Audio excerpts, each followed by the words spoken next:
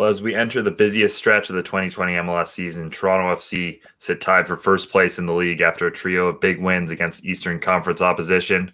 Over the next couple of weeks, they'll get a chance to further their grasp on the crown as they, between now and next Sunday, play 4 matches. We'll break down a busy road ahead for Toronto FC and plenty more on this week's edition of Waking the Red Weekly, presented by Footy Talks. Devang Desai of The Score and host of a football pod will join us in just a few minutes, and we'll get his thoughts on the biggest breaking news story right now in world football. Arsenal Football Club spokesperson revealing Gunnersaurus is not extinct and will return to action when fans are allowed back at matches. Mesut Ozil apparently offering to pick up his wages. Jeff, as a Gooner, wearing your Arsenal top right now, this has to be very welcome news, doesn't it? It's absolutely fantastic. I mean, what was the rumor yesterday that forward Madison were going to hire him? This is a better outcome, I think. Leave him in Arsenal. Maybe he'll get on the pitch up more often than Mesut Ozil. So there you go. Michael, as a Manchester United fan, I won't ask you how the transfer window closing went yesterday, but certainly for Toronto FC, as we get back to that, a big week for them. What were your thoughts on another win? Kind of as I said off the top, kind of I guess showing how good they are compared to the top teams in MLS. Yeah, no one's out here saying TFC can only beat Vancouver and Montreal anymore, right? They've done it to the class of the East, I guess we can call, and they've put themselves right back into that supporter shield race. They're right now tied for first place there in Major League Soccer. And I think it was maybe 2 weeks ago we were just talking about, a top 3 finish would be really, really nice. And, they've set themselves up into like some pole position for that. I got to give a shout out to, Ayo Akinola for once again getting himself on the scoreboard there, pause as well for what he did. And just a shout out to that midfield as well, and Jonathan Osorio and Marky Delgado. I mean, we'll dive into more of it later, but I just wanted to highlight those guys just off the top of the show because I feel like they've been the pillars of success so far for this TFC run. Yeah, it sounds like Devang's actually here at the moment, so we'll get, Jeff, your thoughts after Devang, as we bring him on right now. Gentlemen. Hello. What's going on? Hey. Yeah, what is it for you, buddy? Love it, man. Yeah, get the Gunnersaurus saved, it sounds like. I mean, yeah, PR-wise, Arsenal, again, just a masterclass in terrible manipulations. Mm-hmm. Didn't need to do this. Probably didn't need to do this on transfer deadline day. Didn't need to do this with the idea that Partey's coming. But hey, he'll come back. Yeah. Certainly, certainly optically not great. But we did, of course, bring you on to talk Toronto FC, and I wanted to talk off the top. Tied now for first in MLS. Wins against at least 2 teams. You can maybe throw NYCFC in there, although they have tire fires of their own going on right now. Where do you think Toronto FC ranks now in terms of what they've shown over the last little bit since they've gone down to Hartford, among the best in the league? I think before this stretch of games against better competition, I was still pretty confident that TFC probably did have another level against the quote-unquote best of the East, whether it be Columbus or Philadelphia, but we really didn't know, right? We didn't have any games to see to base that off of, and I think New York City, not the most convincing display, but they were getting it right. And then I think the last 2 games from probably the second half against the Crew onwards, I'm pretty comfortable saying TFC is the best team in the East. I don't think there is that other gear at the moment for the Crew and for the Union as well. I think Orlando might even be, for me, a team that might scare me more than those other 2. But I look at the West, and I even though there's a bit of a gap, Seattle and SKC, I think, are in that conversation for best team in the league. But for the East, I'm comfortable saying TFC right now.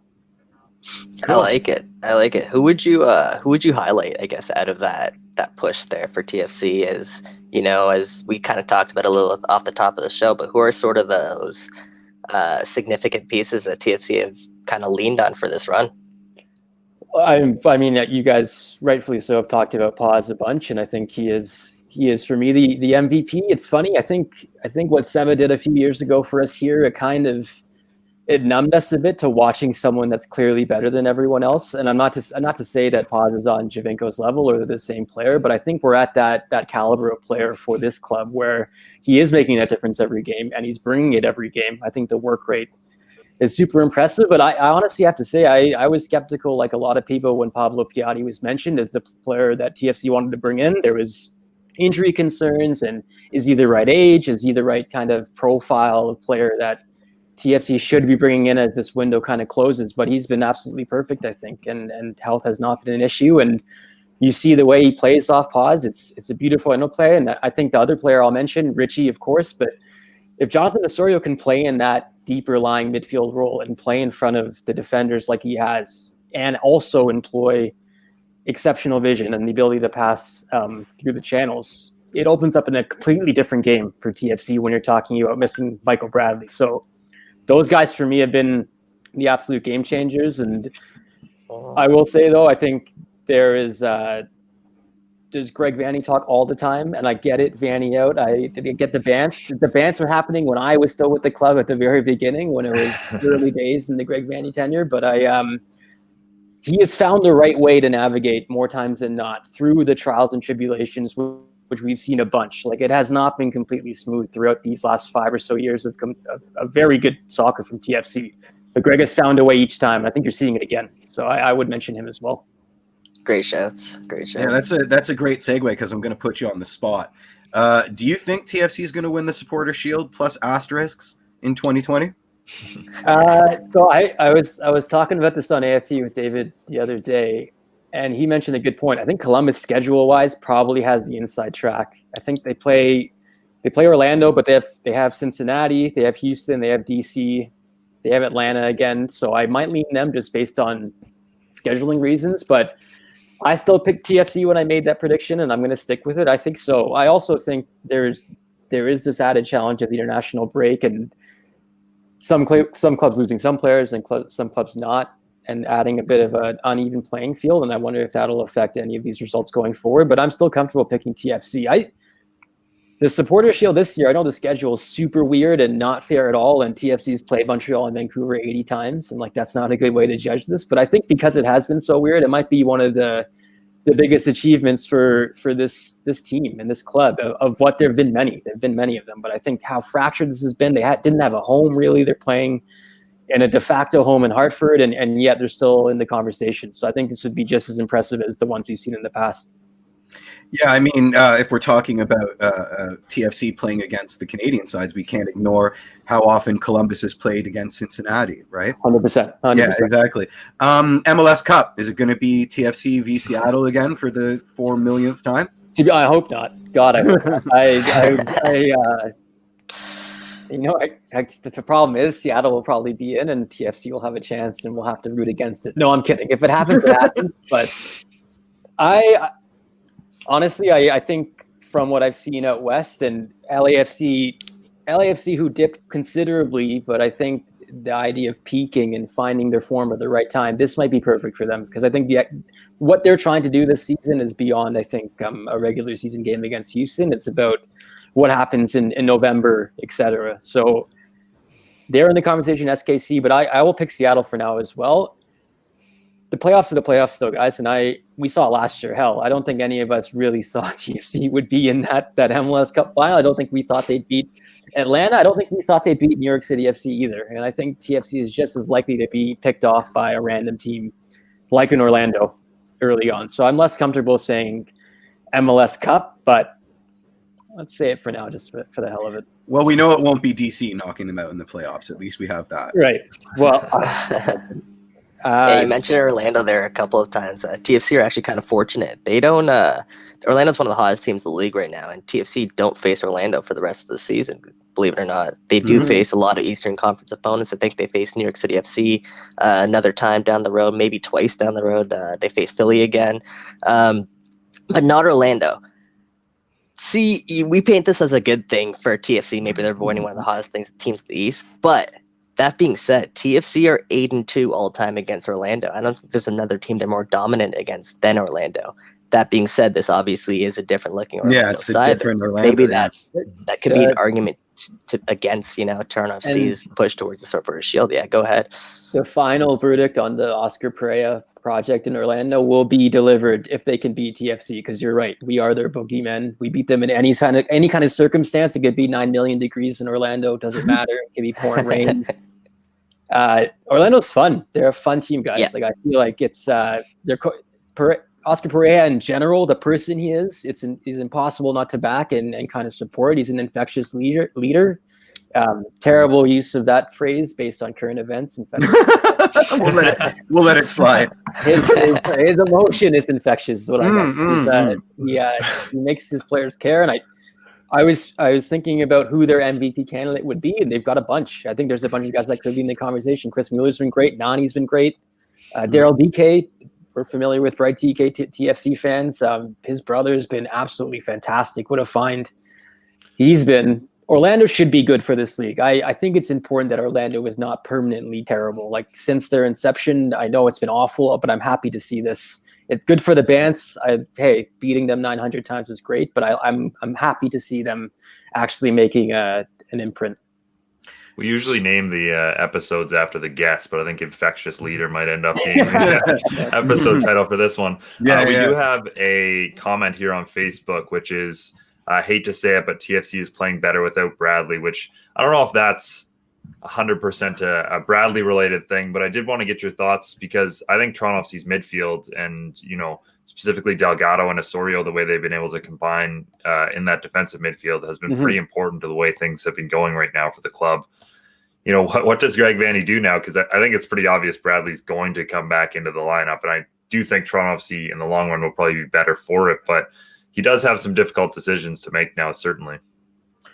100%. I think you'd have, like you said, Mitch, Bradley's coming back in the team, no questions asked, and he's earned that right. I think there is some questions about merit, but we'll see how he performs when he gets back on the field. I wonder if Oso has done enough to get himself in that position to be in the marquee role in certain games when we get into the playoffs, or we get into matchups where it might depend on who they play. Like, if they play Atlanta, perhaps you feel more comfortable playing Oso there instead of Markey. But if they're playing a team like a Philadelphia, like a Columbus, you want to have Markey Delgado as that security. I think a lot will depend on how they play the rest of these next games. It's a good problem to have. Clearly, I think the fan base has been willing Liam Fraser being a thing into existence in this current team.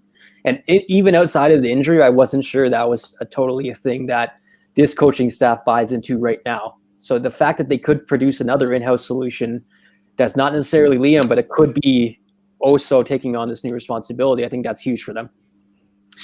It's funny, Mitch, prior to the game, sort of outlined that we should all be looking at Oso because of how he's been set up in this double pivot, and so I paid a lot of attention to Oso, and I was blown. I thought Delgado achieved God level skill in the game, and I thought Oso was incredible because, like Mitch was saying, his ability to dribble and his close control in that sort of hybrid number 6 role is a really, really interesting tactical wrinkle.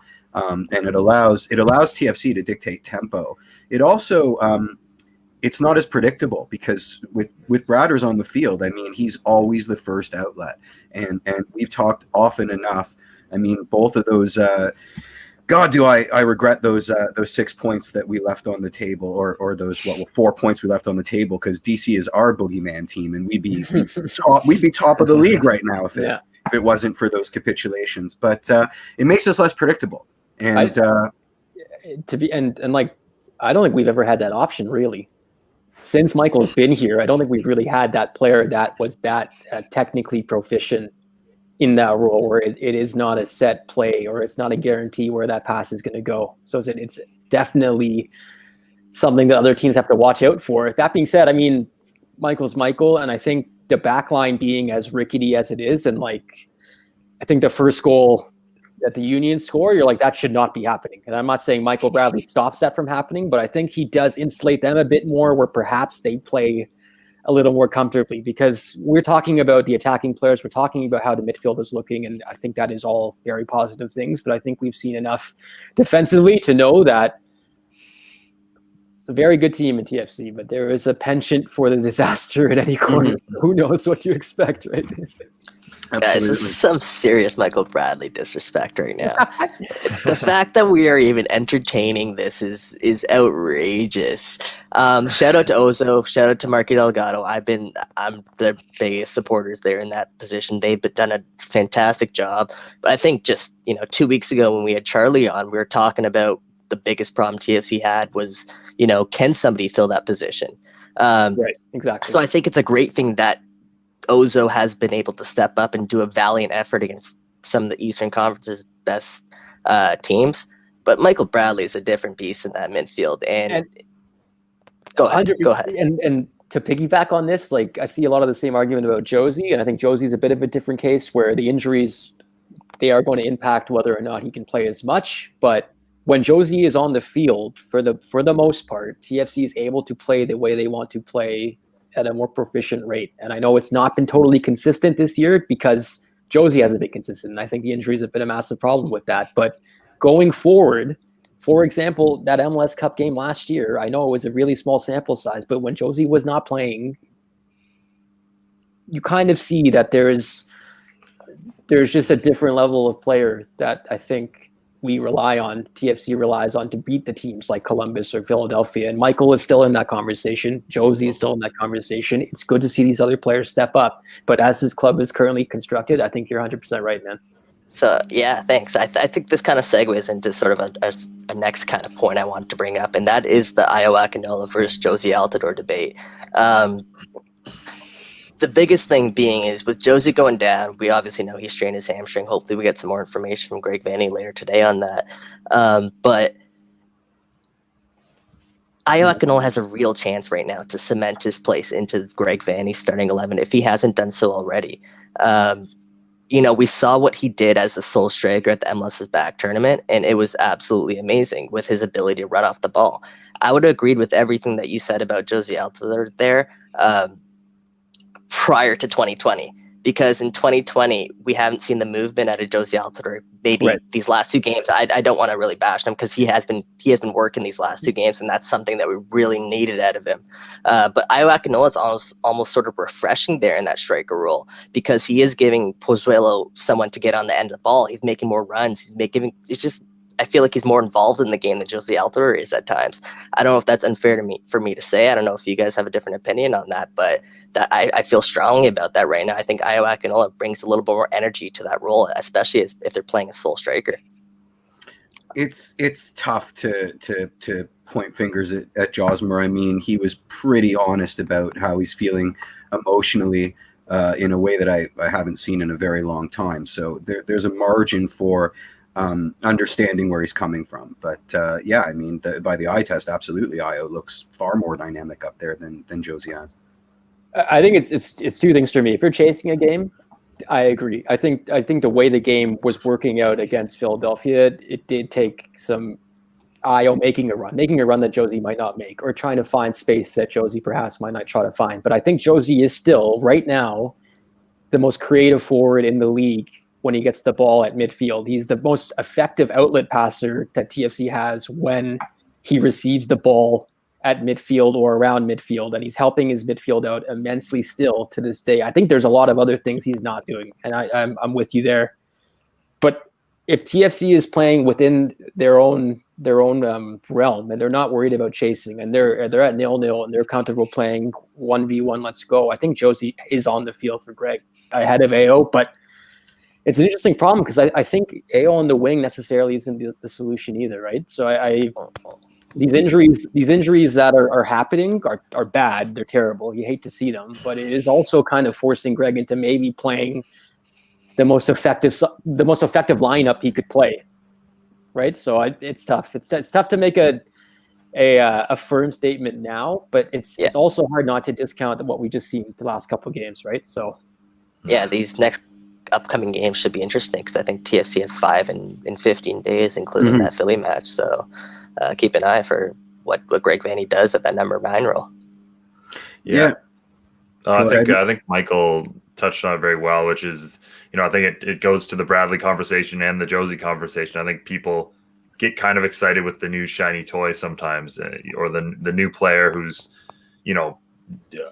right in front of us doing a decent job. But Bradley and Josie have proven in the past that, they have all kinds of ability, and they've done plenty of good things for this club, especially Bradley. So, of late. So I think before we get too carried away with replacing these guys, we might as well see what they still have left, certainly. And both have proven they have a lot. Jeff. Well, I'd like to know how the dialogue turned into me suggesting that we take Bradley out behind the barn and put him out of his misery.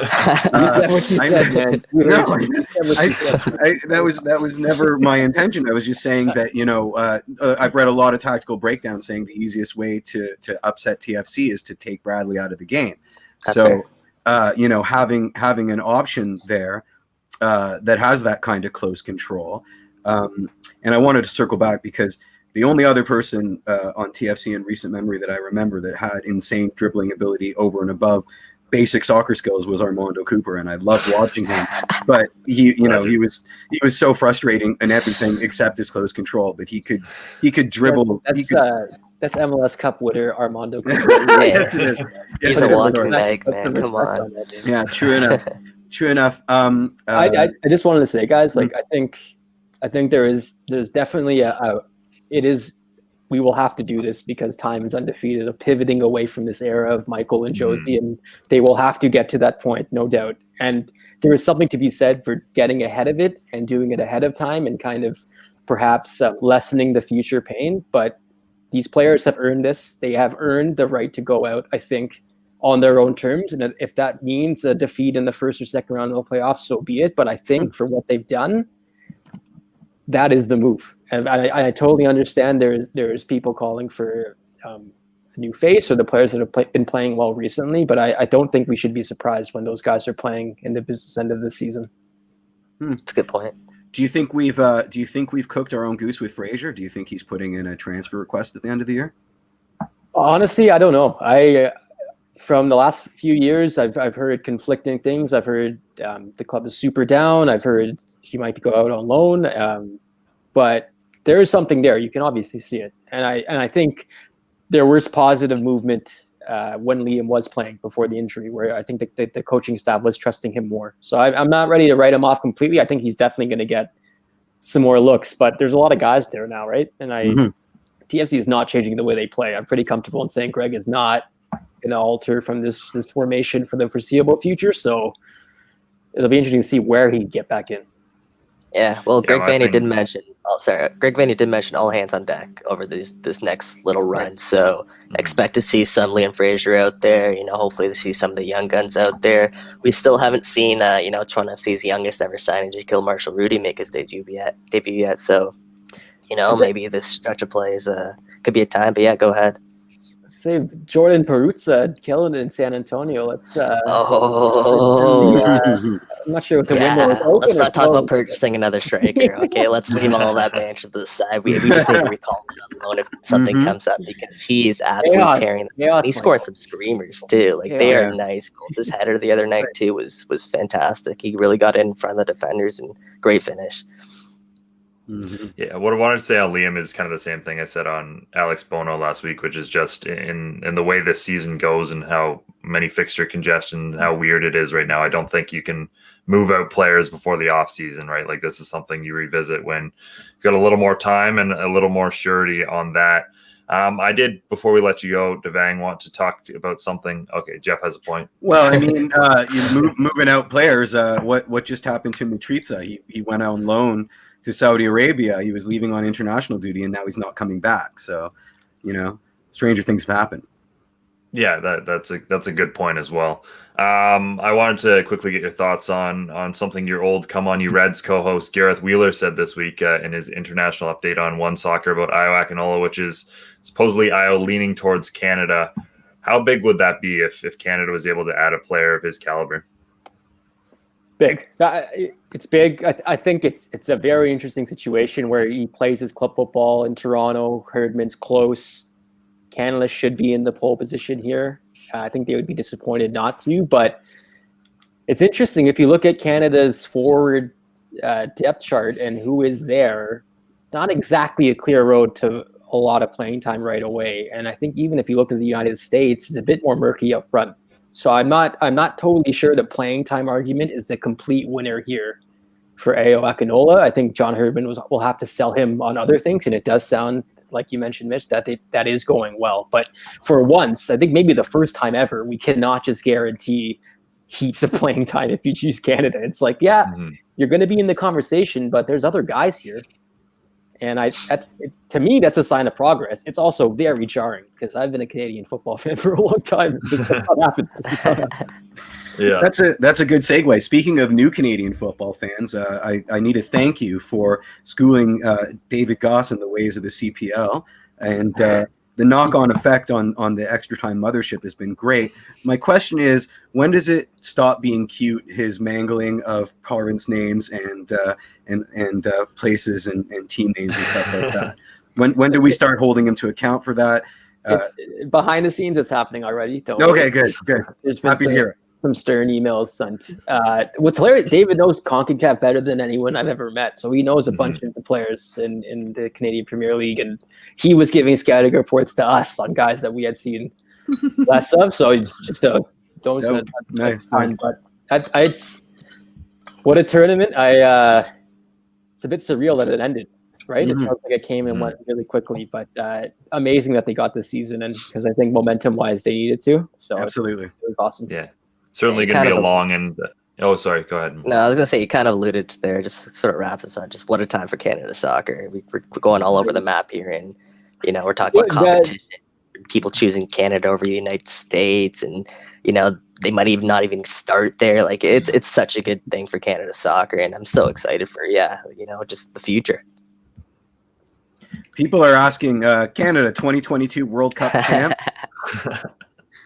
I think it's guaranteed, Michael. I think they're pretty comfortable with at least getting out of the group stage, guys. Let's. Absolutely, absolutely. It's such a joke. It's such a joke because we laugh about this. But it is. They're letting more and more teams in, guys. So they might, by default, we might just get it. We might might get 2020 this special. Just show up because you've got kits. So let's play. Right. Yeah. Well, they have to win multiple CONCACAF group stages first before we can get to that sort of discussion. But yeah, as we've said, things are quite exciting right now for Canadian soccer, and great to have you on, Devang, to talk about some of them. Cheers, guys. Thank you. Thanks for joining us. I did want to convo. We're back to big head, Jeff. It's like the fourth time I cut you off this episode. No, it's fine. I did want to pick up on the IO discussion because I do think that is an interesting one, where he'd fit in with Canada. And I know Devang said, there isn't maybe that path to the starting lineup right away, but, with the way Cavallini's season has been, Kyle Larin, he's actually been quite good this year, but I know there's some reluctance there from Canadian men's national team supporters, certainly with what he's done for Canada in the past, just kind of struggled with the national team. I don't know. I think right now, based on current form, if Io chose Canada, there's a decent chance he's at least getting minutes, if not, getting in that starting lineup. I don't know what your thoughts on that are, Michael. Yeah, definitely. I mean, of course, Jonathan David is going to, marshal that ship there as the number 9. But there's no reason to say Io can't come off the bench or even, start in a different formation if Canada needs to. We already, we talk about it all the time. Where's Alphonso Davies going to play in this team? Maybe that's something that they need to change around the formation, kind of, in a way, Toronto FC frees up Richie Larea. Maybe that's the way you need to free up Alphonso Davies for Canada soccer and bringing in some versatility up top, some hold-up play for the right side of the field so Alphonso can, fly down the left. Maybe that is the answer. Yeah. I mean, speaking of David Goss, he put out a Canada Best 11 that hit Twitter last night. And I don't remember everything, but the left side was pretty stacked. He had Fonzie on the wing. He had Richie as a wingback. And I do believe he had Oso and Mac in the midfield as sort of a dual pivot 6-8 hybrid kind of situation. Looked good on paper. The only issue I had was Jonathan David as a backup center striker, sort of a center forward under Cava, which I thought, maybe not, because they both sort of have the same skill set. But, if you got to get them all on the field. I actually think that might be David's best role. I think we've seen that with Lille. He struggled at first when they were trying to get him to lead the line. he hasn't always been the best for Canada when, you know, they have him leading the line there. So I think having him playing behind that, or at least in a 2, is probably you know, his best position. The one other thing I will add, I think David Goss got that almost perfectly spot on for Canada, but I think there's a certain guy in Portugal named Steven Eustáquio. Yeah, I noticed him missing as well. Yeah. Soccer player, and honestly, I think he might be our best midfielder right now. He's absolutely class on and off the ball, so, and at a good level. So, you know, as much as Mark Anthony Kaye and Jonathan Osorio have been doing great in MLS, that's a guy who I'd really look to have in that midfield. Where's my boy Atiba Hutchinson? That too, he's still going. He's still going. Oh, for sure, yeah. Honestly, Atiba scored the most goals he's ever scored in a professional season, or at least in recent memory, for Besiktas last year, and had a great season for, you know, again, a really good club. So if Atiba's, the thing is, we just don't know with Atiba right now. We don't know with the travel, with everything that's going on in the world right now. You know, a player who's already been kind of in and out of the lineup based on age. That's an interesting one. But if Atiba says he wants to play for Canada, you get him in that team for sure. One more thing on Gass's list, who he had one slashy, and that was Arfield and Hoylett. Who would you start, Arfield or Hoylett? What position? Right wing basically, or right mid basically. Yeah, if it's a right wing, it has to be Hoylett. If it's a right mid, I would consider Arfield, depending on who they're playing, right? Kind of talk about shoring up that defense, sort of that Marky Delgado, Jonathan Osorio decision. You can kind of, you know, use that in the same philosophy. If they're playing a weaker side, maybe free Hoylett. If they're playing a stronger side, you know, shore up that midfield. That's my idea. The positive with this, of course, is that we are even having the discussion about benching some of these like really quality players who would be probably our best player like a couple of years ago. You know, between Osorio, Kaye, Eustáquio, Hutchinson, there's so much quality there. Piet, you can even throw in there. There's so much quality there in the midfield and going forward that Canada and John Herdman certainly has a lot of work cut out for them to see how they can get the best out of that group. You know, kind of transitioning back to Toronto FC and kind of a similar discussion. You know, two pretty big injuries. That was the biggest issue with the Philadelphia Union match. Was Justin Morrow, of course, goes out. Josie Altidore goes down as well. We'll get an update on both of those guys. Justin's in particular didn't look great, as he was kind of, you know, crying on the bench after, although you did have an update on that, Michael. Yeah, I heard from Vanney after the match that, you know, that was something they were monitoring throughout the match, and you know, Justin's close to the touchline, so they're in constant communication. And then when Justin felt like he couldn't go anymore, he stopped. But to your point there, then why is he so visibly upset? Someone we rarely see is so upset, show his emotion. Why is he so upset on the bench then? Is it because it's such a big game against Philadelphia, or is it because maybe there's something bigger to that? But I will say, Vanney did say after the match that he doesn't think it's anything serious, and he thinks Morrow is actually okay, quote unquote okay. So, you know, maybe he will be an option, you know, in these next bunch of games. But, you know, shout out to Tony Gallacher as well, who came on and he delivered a bunch of beautiful crosses into the box. Obviously, Io, you know, got his head onto that one. What did you guys think of Tony Gallagher's game? Well, credit where credit is due. If Nick DeLeon didn't make that other companion run to take up a couple defenders, Io is not getting on the end of that ball. Yeah, I mean, your backup left back, you know, floats across to your backup center forward for a header goal. There's no complaining there. That's pretty terrific. I will say something. When I did provide that update on WTR, I had a lot of people in the comments mentioning that Morrow's loss won't be that big for Toronto FC. They don't see it as such a big loss for the club. How do you guys think about that? I think they're wrong. Yeah. Why do you guys think that? I think it's interesting because I think it goes to similar discussions we've had with Delgado, Osorio. Different games, you want to have those different options. Like Justin Morrow is so good at keeping possession. We haven't seen a lot from Gallagher, but he's very good defensively. He's had some tough games this year, but we know what Morrow can do defensively.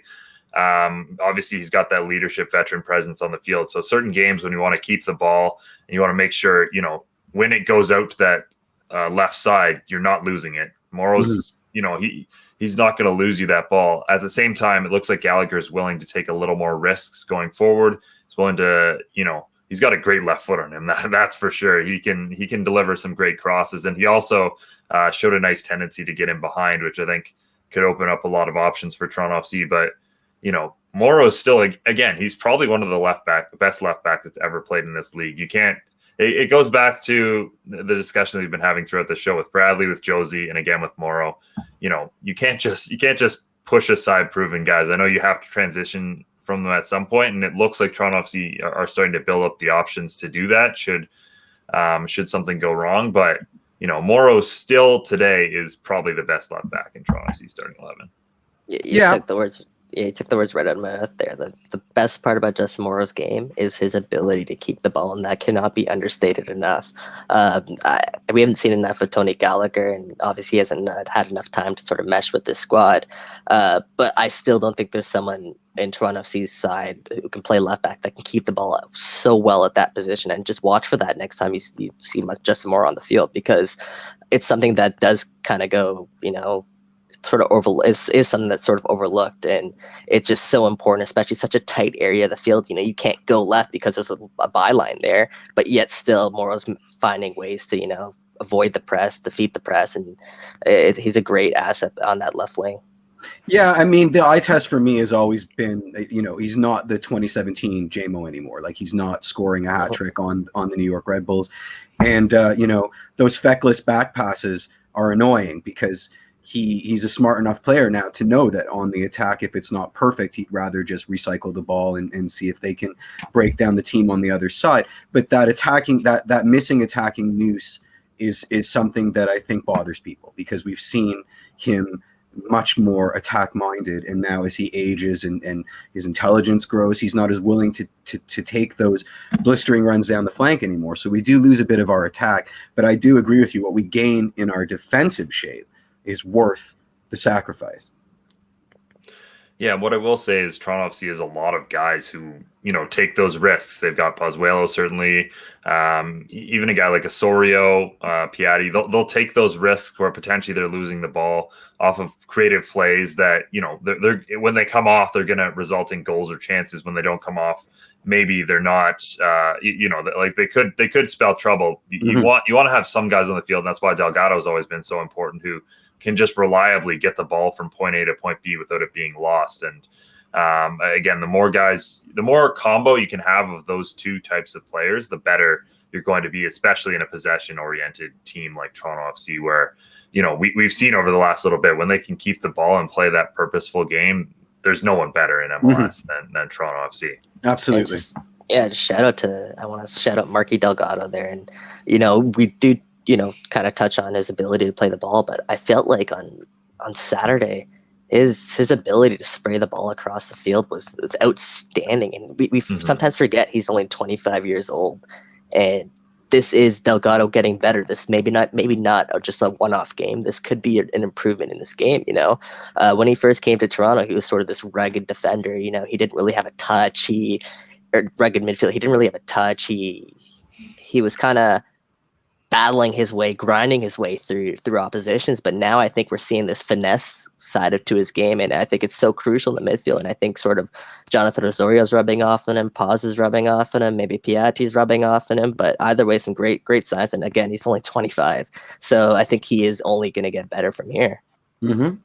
Love the middle flipper. I think he's been my vote for most underrated TFC player since we've been doing awards at WTR. He's so important to our team shape. It's ridiculous. Yeah, one other player who I thought had a fantastic match against Philadelphia Union, and who I thought has been great this season and mentioned on Twitter, is Chris Mavinga. With the way Toronto FC play, they leave so much space in behind their back line. And how many times this season have we seen Mavinga comfortably gallop back and be able to break up plays almost before they happen? Especially with, Bradley's legs getting a little bit slower and him not always being available. He used to do a lot of that too. I think Mavinga has just been critical for Toronto FC this season. And again, it's that preventative stuff, right? Like they aren't plays that you'll always catch, because sometimes he does get there just so comfortably, but he's been great this season for me. Almost scored a goal too. Yeah, he did. I can't believe he found himself in that position. For me, he's been Toronto FC's best center back this season for sure, especially when you think about some of the lapses Omar's had of late. And I don't even want to talk about the TFC bench right now at center back position because, yeah, we don't want to go there. But Chris Mavinga has been absolutely terrific. And you mentioned his ability to cover, especially like down the wing. If their left backs pressing high, to cut someone off, Chris Mavinga is there swooping in behind to sort of clean up the mess. And also that's sort of why Quinton Westberg is also so important to this side. It's just because he's also sort of that Chris Mavinga sweeper keeper almost kind of role where he's in there to always clean up the mess sometimes coming out of his net. And I think it's also really important to state Omar Gonzalez is so good for Chris Mavinga as well because he's so stable for him. Chris Mavinga is a little bit sporadic at times. He can be a little bit wild, but Omar is sort of that steady presence for the most part. And I really think they've formed one of the best partnerships in all of MLS at center back. Yeah, and I think Mavinga has been a little bit less sporadic this year.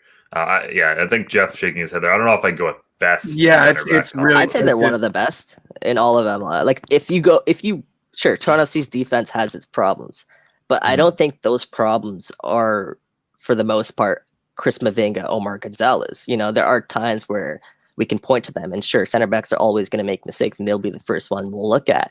But for the most part, these guys have been, the TFC's pillars at the back. Again, I'll say it again, just because when Omar came into the side, what was the record? What is Omar Gonzalez's record in this team? So if you want to judge it from when Omar and Chris Mavinga have come in, I'd put them up there with some of the best partnerships in the league.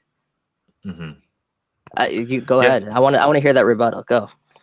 Well, no. I don't have. It's an emotional rebuttal because I'm just flashing to the goal that OGCB let in the first half, and I'm like, best and that goal are sort of mutually exclusive. So what did he do the rest of the game though? Killed it. Yeah. No, I agree with you. When was the last time before that Omar Gonzalez specifically himself made a mistake? Well, you can solely point the finger at Omar. Well, we'll look at the header. There's three of them going at it, but what else other than that? The header, but yeah, I can't go back that far. But no. Again, I said it's an emotional knee-jerk reaction. That's it. I don't really have the stats to back it up. That's okay. That's what you bring to the show, Jeff. I know. That's why we like you. Yeah, I do like the point that Gonzalez is rubbing off on Chris Mavinga, though, because from what we've seen, maybe some of that recklessness has been a little less this year. We don't see him flying into those tackles that take him out of the play in the same way. I think he's just been that little bit smarter without taking out some of the edginess that, again, is so critical to Chris Mavinga being such a good defender. Yeah. So I think that's been important. Before we go here quickly, I did want to mention, and you talked about this quickly, Michael, about Vanney wanting to rotate his squad a little bit over the next little bit. Just one guy quickly that you guys are hoping to see a little bit more from over the next couple of games. We'll start with you, Jeff.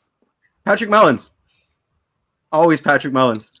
Now that we've got some space in the forward depth, let's because for a forward to have any kind of chemistry when he's on the second team in training playing against the first teamers is kind of a fool's errand, and Mullins makes his own luck.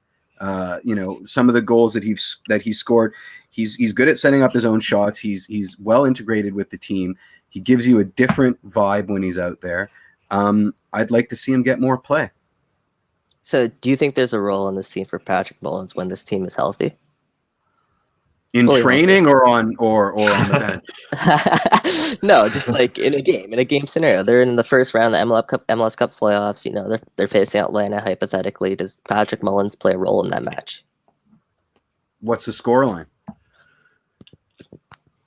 The TFC's up 1-0. He did last year, to be fair. He did last year, to be fair. He did come on late in playoff games. Is that not out of necessity, though, because Josie was injured?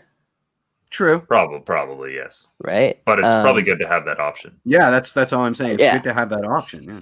That's a fair shout. And honestly, I actually do like Patrick Mullins. So I don't mean to just, rant all over him. I think he No actually worries. is I actually think he is pretty effective in his role. And I think he covers a lot of ground. And I think he's really direct. So I actually don't mind seeing Patrick Mullins on the field at all.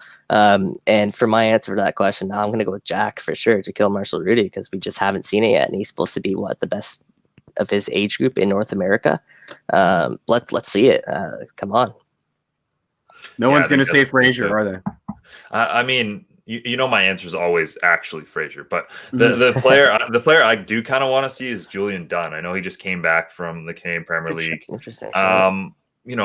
Considering what we've seen with some of Toronto FC's bench center backs this year, I'd like to see another option there, and I just think he fits Toronto FC's system really well because he can play the ball really well, and he also has that recovery speed like Chris Mavinga, where if they get beat, Julian Dunn can get back there, and I think he showed with Valor. He does think the game very well, and he in somewhat of a similar situation to Toronto FC system wise, at least. I guess I shouldn't compare Valor to TFC. That's probably not a perfect comparison, but I do think he has the ability to fit in very well, and I'd like to see what he could do there.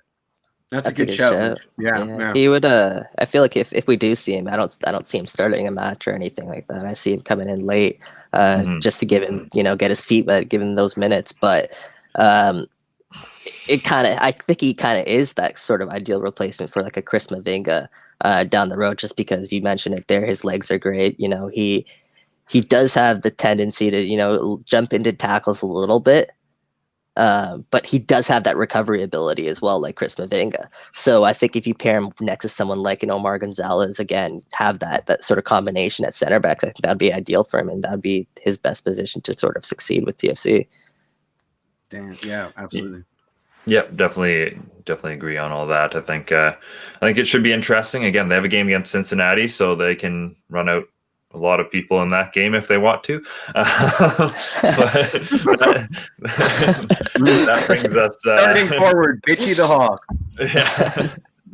Hey, TFC's 4-0-0, I think, all time against Cincinnati, something like that. Yeah, that does bring us to the end of the 13th edition of Waking the Red Weekly. A big thank you to Devang for hopping on and taking the time to talk to us today. Thanks again to Kevin and Sophia for everything they've done behind the scenes. Jeff for our fancy new graphics as well. I almost forgot to shout that out. Yeah, they look very snazzy. And thank you to you guys as always, Jeff and Michael. Thanks for all your insight this week, and of course all of you for listening and interacting. It's pretty cool seeing the Facebook chat at least. Oh, I know. My goodness, yeah. We'll try and get to more of your comments next week on the show. And of course, thank you for listening and interacting. And until next Tuesday. Cheers, guys. Cheers. Go Reds.